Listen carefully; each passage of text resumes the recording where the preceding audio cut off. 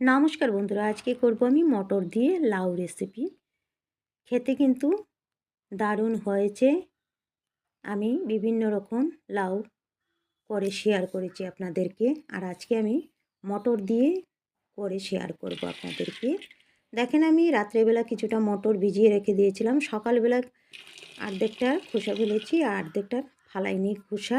তারপর এইগুলো আমি প্রেসার কুকারে দিয়ে দিলাম, নুন দিয়ে 2-3টা সিটি দেওয়ার পর নামিয়ে নিলাম।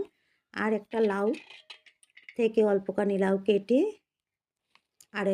আর একটা সিটি দেওয়ালাম। তারপর আমি নামিয়ে নিলাম, নামিয়ে দিলাম হলুদ, তারপর দিলাম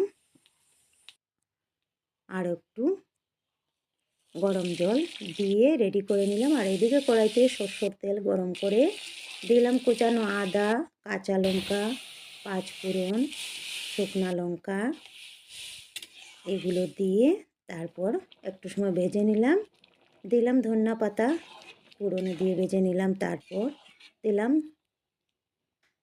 সম্বাস, তারপর দিয়ে দিয়েছি আদা কাঁচা লঙ্কার পেস্ট দিয়ে খুব ভালো করে ফুটিয়ে নিলাম বেশ কিছুক্ষণ। তারপর দিলাম সামান্য চিনি দিয়ে নাড়িয়ে আবার ফুটতে দিলাম।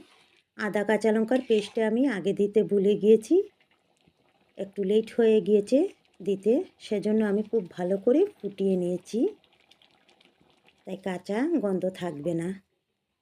আর দেখেন হয়ে গিয়েছে। গ্যাসটা অফ করে দিয়ে দিলাম ধনিয়া পাতা ছড়িয়ে। খেতে কিন্তু খুবই সুন্দর হয়েছে।